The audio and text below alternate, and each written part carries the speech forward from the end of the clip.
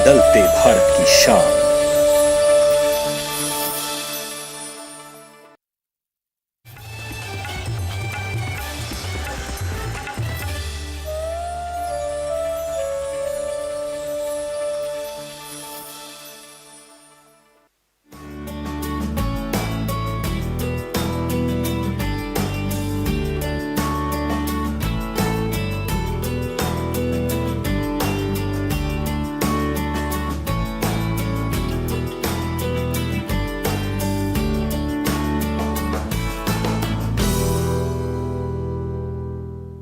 नमस्कार, स्वागत है आपका चौपाल चर्चा में। आपके साथ मैं हूं अंजू सिंह। आज चौपाल चर्चा में हम बात करेंगे एकीकृत बागवानी विकास योजना के बारे में। जी हां, हमारे किसान परंपरागत खेती के साथ बागवानी को भी अपना सकते हैं और अपनी आय में वृद्धि कर सकते हैं। इसी सिलसिले में आज हमारी टीम पहुंची है मध्य प्रदेश के निवाड़ी जिले के नया खेरा गांव में, जहां हमारे सहयोगी सौरभ शर्मा ने की गांव वालों से बात। जी हां, इस कार्यक्रम में हमारा मकसद होता है कि अलग अलग गांव हम पहुंचे और सरकार द्वारा चलाई जा रही योजनाओं का किस तरीके से गांव तक लाभ पहुंच रहा है, ये जानने की कोशिश करें। तो चलिए शुरुआत करते हैं आज के चौपाल चर्चा की।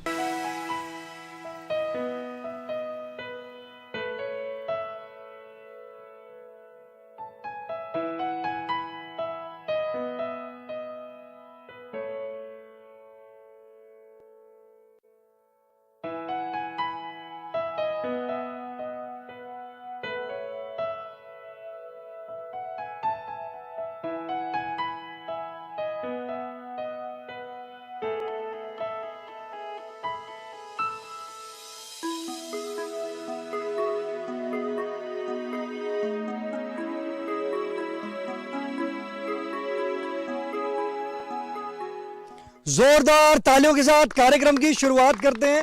इस वक्त हम मौजूद हैं गांव नया खेड़ा में, जिसका जिला पड़ता है निवाड़ी। आपको बता दें, आज का जो हमारा विषय है, हम बात करेंगे एकीकृत बागवानी विकास मिशन के बारे में। हमारे बीच में उद्यान विभाग के विशेषज्ञ मौजूद हैं। हम उनसे जानते हैं इस योजना के बारे में। सर, ये योजना क्या है? एक योजना किसानों का बागवानी के संबंध में समग्र विकास करना है, जिसमें फल, सब्जी, मसाला और एवं यंत्रीकरण एवं फसलोत्तर प्रबंधन, माने पोस्ट हार्वेस्ट मैनेजमेंट, जो फसल का उसका उत्पादन होता है उसका भी मैनेजमेंट करना, ये इसका उद्देश्य है। इस योजना के फायदे क्या हैं? इस योजना के ये फायदे हैं कि किसान जो भी अपने परंपरागत खेती कर रहा है तो उसको जो है अपन अच्छे क्वालिटी के बीज उपलब्ध करा के, अच्छी तकनीकी उपलब्ध करा के और उसका अधिक उत्पादन और उत्पादकता बढ़ाएं, उसका समग्र विकास करें। इस योजना की जरूरत क्यों पड़ी? इस योजना की जरूरत इसलिए पड़ी कि किसान कुछ चीज़ों से अनभिज्ञ था। जैसे मान लीजिए खेती में मशीनीकरण, आजकल मजदूरों की कमी होती जा रही है, पलायन हो रहा है या किसी कारणवश से उनकी कमी हो रही है, तो उसमें मशीनीकरण से उसका समय और लागत दोनों बच सकती है। और बेहतर प्रबंधन करके इसको, या फसलोत्तर प्रबंधन करके उसको अपन कुछ दिनों के लिए स्टोर करके, और जब अच्छा भाव किसान को मिलता है तो वो बेच सकता है, उससे लाभ कमा सकता है, आर्थिक स्थिति सुधार सकता है। देखिए, कितनी अच्छी जानकारी दी हमारे विशेषज्ञ ने आपको बताया इस योजना के बारे में। हमारे बीच में किसान भाई मौजूद हैं, आइए जानते हैं। जी, आप बताएं। जी, ये बताइए कि आप कौन कौन सी फसल लेते हैं?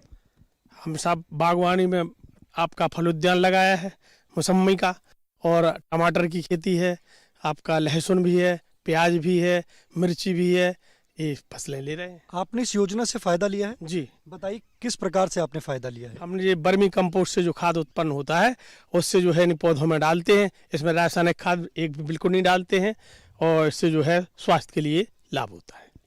आपको इस योजना की जानकारी कहाँ से मिली? हमको कृषि उद्यान विभाग से। जो हमारे किसान भाई ये कार्यक्रम देख रहे हैं, आप उनको कुछ संदेश देना चाहेंगे? जी, हम ये चाहते हैं कि हमारा ये देख के आप लोग भी ये खेती करें और हमारे जैसे ही आप भी लाभ लें। बैठ सकते हैं। देखिए, हमारे किसान भाई कह रहे हैं कि आप लोग भी, जैसे हमारे किसान भाई योजना से फ़ायदा ले रहे हैं, आप भी इससे फ़ायदा लें और योजना से जुड़ें। हमारे बीच में और भी किसान भाई मौजूद हैं, आइए जानते हैं। जी, आप बताएं। आज हम बात कर रहे हैं इस योजना की एकीकृत बागवानी विकास मिशन के बारे में। आपको इस योजना की जानकारी है? आपने इस योजना से लाभ प्राप्त किया है? नहीं साहब, हमारे बीच में वैज्ञानिक मौजूद हैं, आप इस योजना से जुड़ना चाहते हैं? हम जुड़ना चाहते हैं साहब। हमारे वैज्ञानिक मौजूद हैं, सवाल करना चाहते हैं उनसे? हाँ साहब, सवाल कीजिए। जैसे पपीते की खेती लगाएं और उनके फल गिर जाते हैं और हमने उसकी थैलियाँ भी लगाई अभी, और मिर्च भी लगाई, बस समय पे अच्छी नहीं हो पाई बस। हमारे बीच में विशेषज्ञ मौजूद हैं, आइए जानते हैं। सर, जो किसान भाई ने सवाल किया है कि उनके पपीते के जो फल हैं वो गिर रहे हैं, उसके बारे में आप क्या कहना चाहते हैं? क्योंकि पपीते के जो फल गिरने का कई कारण हैं। एक तो होता है पोषक तत्वों की कमी। किसान हमारे यहाँ पौधे तो लगाते हैं लेकिन उसके प्रबंधन पर बराबर ध्यान नहीं देते हैं। हमें उनके प्रबंधन पर मुख्य पोषक तत्वों के साथ साथ सूक्ष्म पोषक तत्वों का भी प्रयोग करना चाहिए। साथ साथ साल में 2 बार वर्मी कंपोस्ट या गोबर खाद का भी हमें पौधों को देना चाहिए और सिंचाई नियमित करना चाहिए। अगर फल गिरते हैं तो कुछ हार्मोन्स आते हैं, प्लेनोफिक्स, इनका छिड़काव करने से जो फल गिरने की प्रक्रिया है वो रुक जाएगी। देखिए कितनी अच्छी जानकारी दी हमारे विशेषज्ञ ने आपको बताया कि किस तरीके से अगर आपके फल भी गिर रहे हैं पपीते के तो आप इससे कौन सी दवा का इस्तेमाल करके लाभ प्राप्त कर सकते हैं। हमारे बीच में और भी किसान भाई मौजूद हैं, आइए जानते हैं। जी आप बताएं।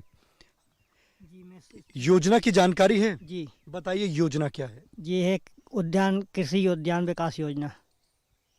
बताइए इस योजना से जो आपने लाभ लिया है? लाभ तो नहीं लिया सर, लेना चाहता हूँ लेकिन।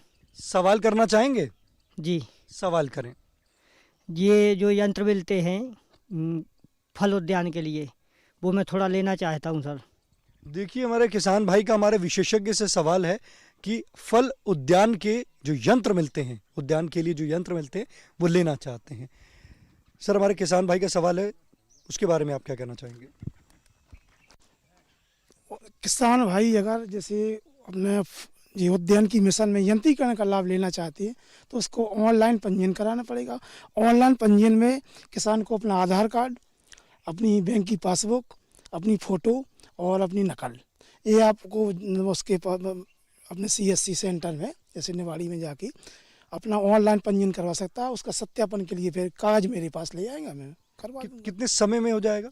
ये करीब 15 दिन करीब लगता है समय। और किसान भाई जैसे आपने कहा कि आपसे संपर्क करें, तो आपका विभाग का एड्रेस और आपका नंबर? मेरा विभाग का एड्रेस मतलब तहसील के पास में वरिष्ठ कृषि विकास अधिकारी है, उसी के बगल में मेरा ऑफिस है। आपके ऑफिस का नाम क्या है? मेरा वरिष्ठ उद्यान विकास अधिकारी, मेरा नाम है राजू अहिरवार। मेरा नंबर है 9425881809। मैं हरदम 24 घंटे वहीं उपलब्ध रहता हूँ। जी देखिए कितनी अच्छी जानकारी दी हमारे विशेषज्ञ ने बताया। जैसे मेरे किसान भाई ने कहा था कि उनका सवाल है कि भाई उनको यंत्र लेने हैं, तो हमारे विशेषज्ञ ने कहा है कि आप उनके एड्रेस पे जाइए, उनसे संपर्क कीजिए। साथ ही साथ उन्होंने जो दस्तावेज दिए बताए हैं आप उनको हमारे जो विशेषज्ञ ने बताया वहाँ पे दीजिए और इस योजना से ज़्यादा लाभ लीजिए। चौपाल चर्चा कार्यक्रम में वक्त हो चुका एक छोटे से ब्रेक का। ब्रेक के बाद जानेंगे इस योजना से और भी लाभ।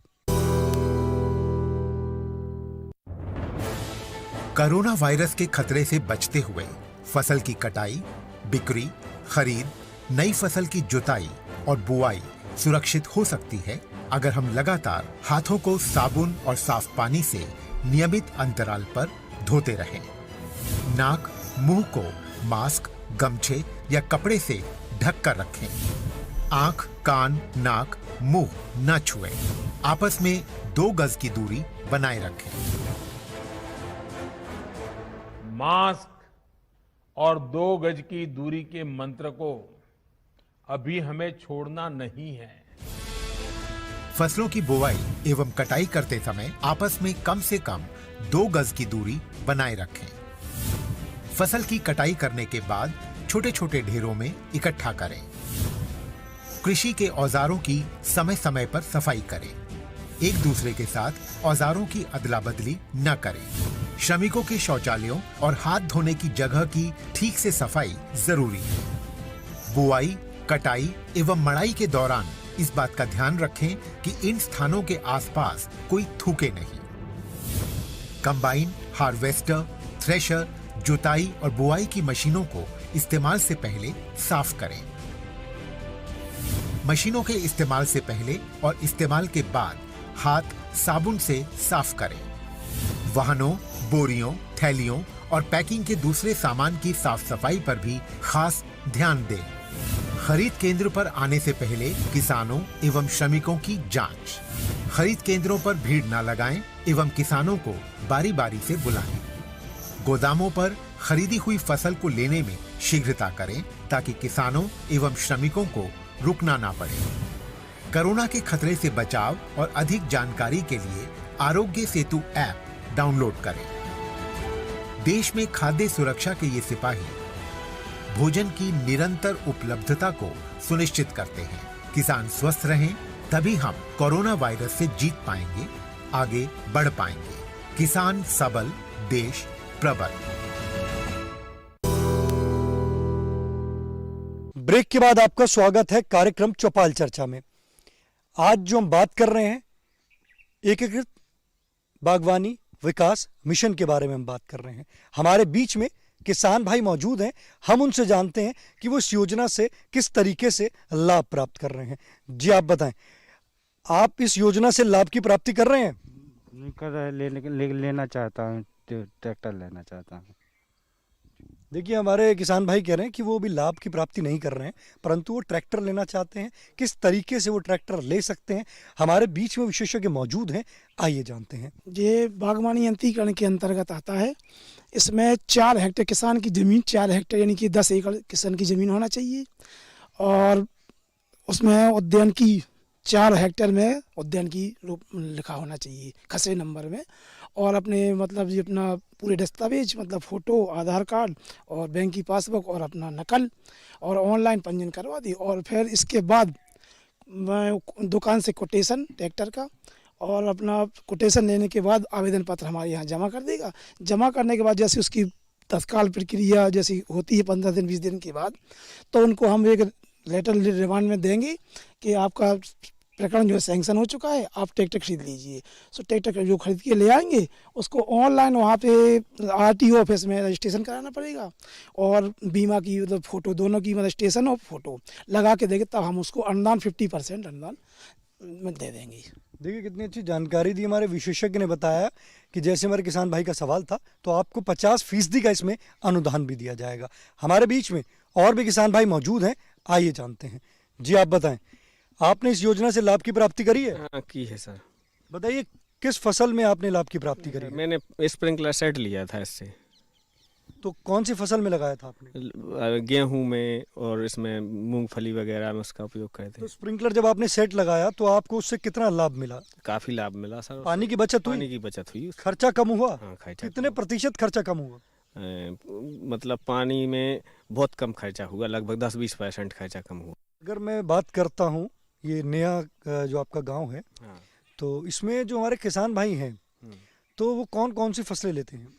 इसमें गेहूं की, सरसों की, चना की, और खरीफ में मूंगफली और उड़द, मूंग।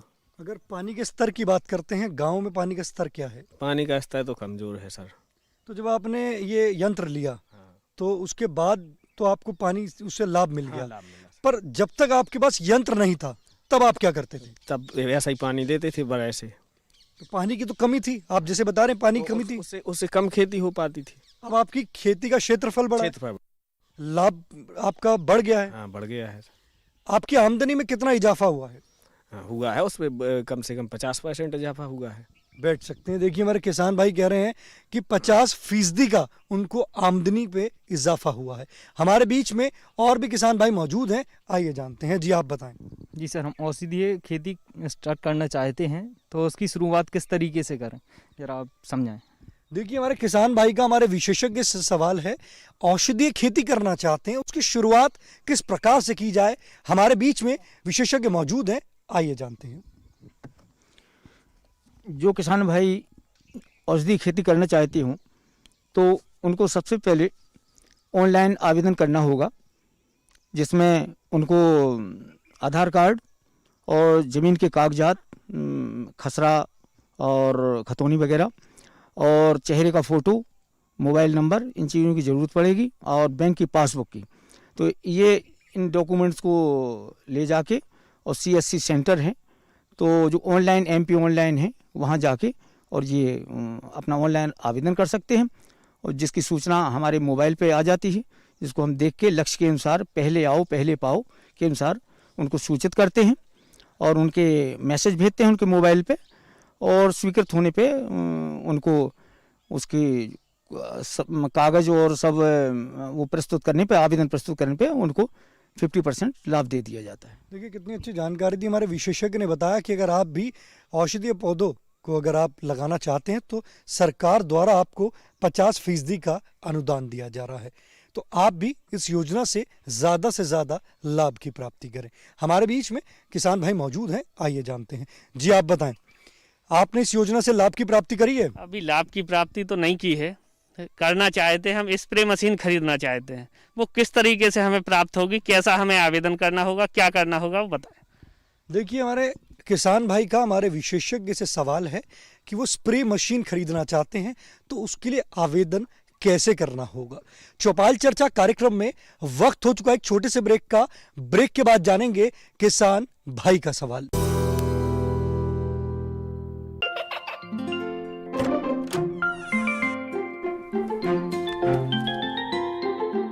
ये क्या हो रहा है? काशवी, इतने कम मार्क्स? काशू बेटा पढ़ा करो, पढ़ोगी नहीं तो आगे कैसे बढ़ोगी? मम्मा मैं भी तो आपसे यही कहना चाहती हूँ, पढ़ा करो। आप पढ़ोगे नहीं तो आगे कैसे बढ़ोगे? मतलब? वो देखो। सिर्फ बैक पर छपा ऑर्गेनिक नहीं, ऑर्गेनिक का निशान पहचाने। पीजीएस ऑर्गेनिक का ये लोगो उन किसानों की पहचान है जो आज भी परंपरागत विधि से रसायन मुक्त खेती कर आपके लिए शुद्ध फसल उपजा रहे हैं।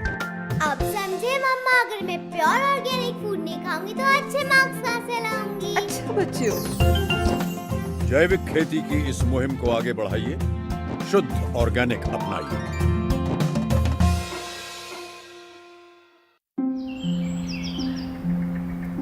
अरे अरे अरे क्या कर रहा है? इधर इधर इधर, हम बोल रहे हैं तेरे बीजू का। पुतला बोल रहा है? हाँ, पक्षियों से तो हम खेत को बचा लेते हैं, पर इन घातक रसायनों से कैसे बचाएं? मतलब? देख बेटा, तू जो ये अंधाधुंध रसायन मिलाता है ना, मिट्टी की सेहत बिगड़ने लगी है, और जब माटी ही कमजोर पड़ जाएगी तो उपज कैसे सेहतमंद होगी? हाँ? अरे पहले ऐसा नहीं था, पूछना अपने बड़े बुजुर्गों से, कैसे फसल लहलहाती थी, शुद्धता झलकती थी। हाँ, माटी भी तंदुरुस्त और लोग भी। अब पहली वाली बात कहाँ? पर अब तो सब यही डाले हैं। सब नहीं, आज भी लाखों जागरूक किसान परंपरागत विधि से फसल उगा रहे हैं, खर्चा कम और उपज की कीमत भी बेहतर पा रहे हैं। ठीक है भाई, मैं भी आज से जैविक खेती शुरू करूंगा। माटी से प्रेम की परंपरा है, परंपरागत खेती। ब्रेक के बाद आपका स्वागत है गांव नया खेरा की चौपाल चर्चा से।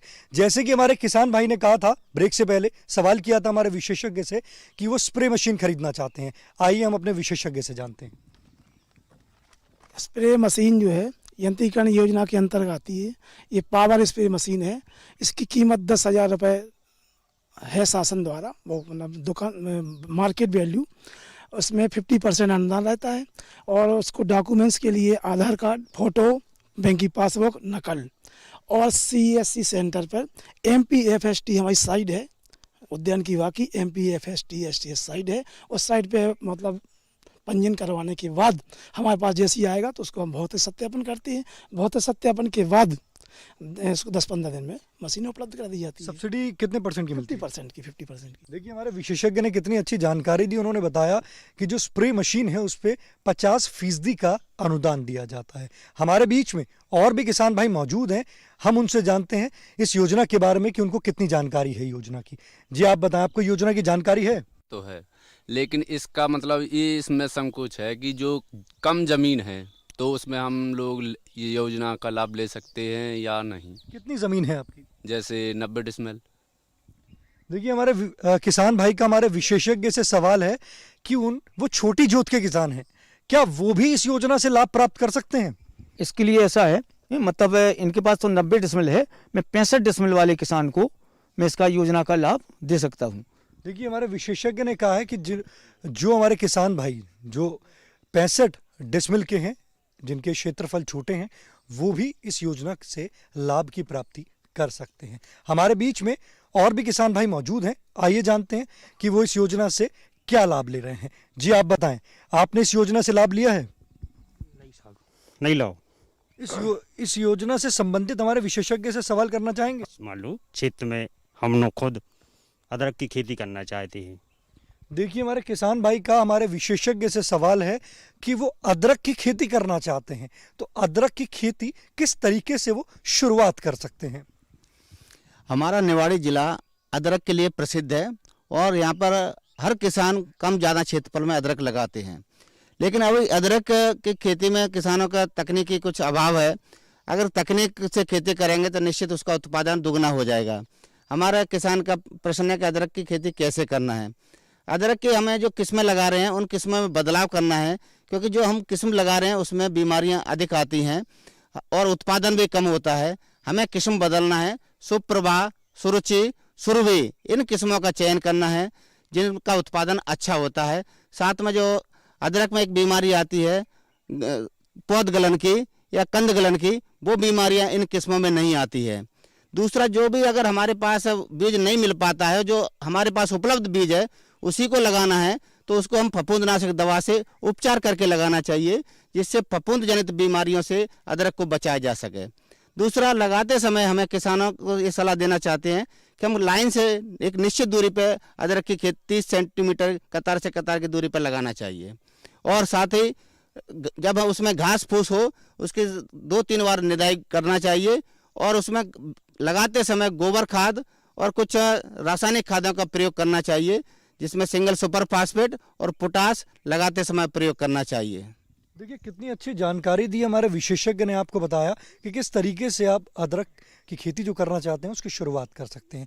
आज आपने जाना कार्यक्रम में कि एकीकृत बागवानी विकास मिशन से हमारे किसान भाई किस तरीके से उन्होंने लाभ लिया है। साथ ही साथ जो किसान भाई इस योजना से जुड़ना चाहते थे तो उन्होंने हमारे वैज्ञानिक से सवाल करके जो योजना से जुड़ने के लिए कहा कि वो भी इस योजना से लाभ की प्राप्ति करेंगे।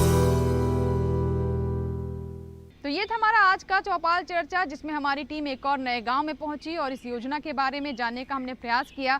गांव वालों ने बढ़ चढ़कर हिस्सा लिया और उन्होंने ये भी बताया कि किस तरीके से ज़मीनी स्तर पर इस योजना से उन्हें लाभ मिल रहा है और उनके जीवन में सकारात्मक बदलाव आ रहे हैं, उनकी आय में भी वृद्धि हो रही है। इसी के साथ ही यहाँ लेंगे आपसे इजाज़त, लेकिन आप इस कार्यक्रम को YouTube पर भी देख सकते हैं। तरीका बहुत आसान है, इस QR कोड को आप स्कैन करें और YouTube पर हमारे इस कार्यक्रम को देखें। दीजिए इजाज़त, लेकिन आप बने रहे दूरदर्शन किसान के साथ। चौपाल चर्चा के नए अंक में एक नए गांव में पहुंचेंगे, एक नई योजना के बारे में चर्चा करेंगे। नमस्कार।